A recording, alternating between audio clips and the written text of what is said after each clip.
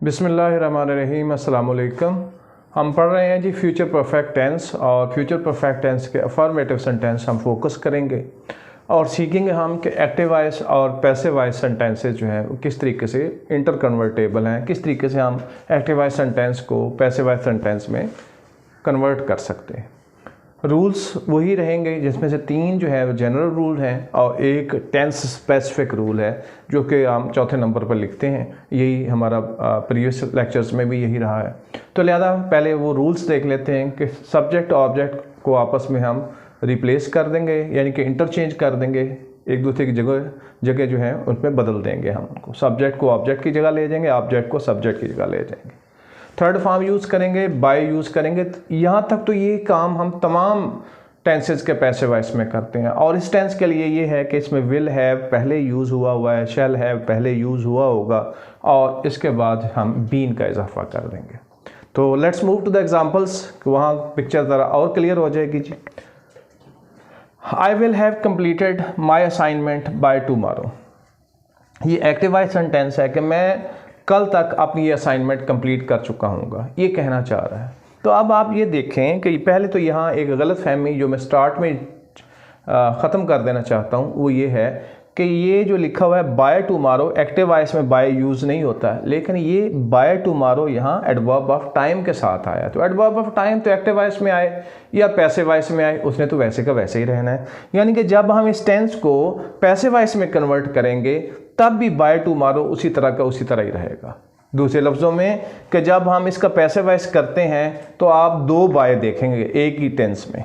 ठीक है जी, कैसे ज़रा मूव करते हैं इसके पैसिव वॉइस की तरफ। अब आप ये देखेंगे, पहले तो हम यहाँ लोकेट कर लेते हैं कि ये इसका सब्जेक्ट है और ये है जी असाइनमेंट, माय असाइनमेंट या द असाइनमेंट। यहाँ पे माय असाइनमेंट हम कर देते हैं, माय असाइनमेंट ये इसका ऑब्जेक्ट है। तो सब्जेक्ट और ऑब्जेक्ट लोकेट कर लिए। तो आपके लिए ये देखें कि ये अब ऑब्जेक्ट जो था वो सब्जेक्ट बन गया और जो सब्जेक्ट था ये ऑब्जेक्ट बन गया।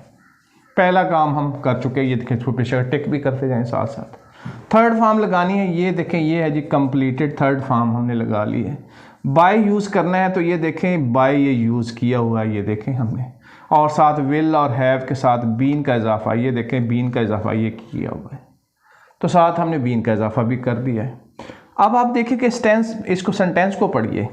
माई assignment will have been completed by me by tomorrow. आप देखें 2 बाय आए हैं। मैंने बताया था ना कि जो एडवर्ब ऑफ टाइम, ये वाला एडवर्ब ऑफ टाइम, इसके अंदर जो बाय आया है उसको हम एज इट इज ही रहने देंगे आगे।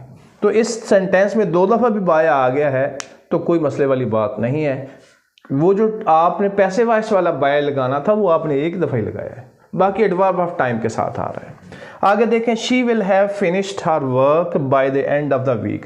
क्योंकि जो परफेक्ट टेंस होता है ना उसमें टाइम का अगर आप साथ मेंशन नहीं करते तो वो परफेक्ट टेंस कंप्लीट होता ही नहीं है। वो आपने बताना है कि फ़लाँ डेट तक ये कंप्लीट हो जाएगा, ये तो गलत डेट तो कोई देनी पड़ेगी, कोई टाइम भी देना पड़ेगा। तो she will have finished her work by the end of the week, और इसमें देख लें ये शी जो है ये सब्जेक्ट है और फिनिश्ड हर वर्क ये जो है, तो यहाँ पे ये जो हर वर्क है ये आ जाएगा ऑब्जेक्ट। तो आप इनकी जगह बदलें, ये आ गया जी हर वर्क ऑब्जेक्ट और शी बाय हर, यहाँ पे ये देखें इसको हमने अपनी जगह बदल दी। थर्ड फॉर्म फिनिश लगी हुई है, बाय हमने ये यूज़ कर दिया है, बीन का इजाफा ये वाला आपको नज़र आ रहा होगा, और प्लस साथ जो एडवर्ब ऑफ टाइम है वो वैसे के वैसे ही साथ आ रहा है। तो सेंटेंस इस तरह बन जाएगा, हर work will have been finished by her by the end of the week, या the work will have been finished by her by the end of the week. ये दोनों तरह ही ठीक है। ठीक है जी, तो जौन सा भी आप ऑप्शन लेना चाहें ठीक है, करेक्ट है जी। नेक्स्ट थर्ड पे देखते हैं जी, they will have painted the house by the time you return. जब तक आप वापस आते हैं ना तो आप हाउस को पेंट कर चुके होंगे। तो यहाँ पे भी आप सब्जेक्ट और ऑब्जेक्ट को लोकेट कर लीजिए, और ये रहा जी हमने सब्जेक्ट और ऑब्जेक्ट की पोजीशन बदल दी है। यहाँ पे आके पैसिव वॉइस में ये देखें थर्ड फॉर्म भी हमने यूज़ कर दी है, बाय का भी इस्तेमाल कर दिया है, ये बीन का भी इस्तेमाल हमने यहाँ पे किया हुआ है। सेंटेंस पढ़िए और एडवर्ब ऑफ टाइम वैसे का वैसे साथ आएगा जिस तरह एक्टिव वॉइस में आ रहा है।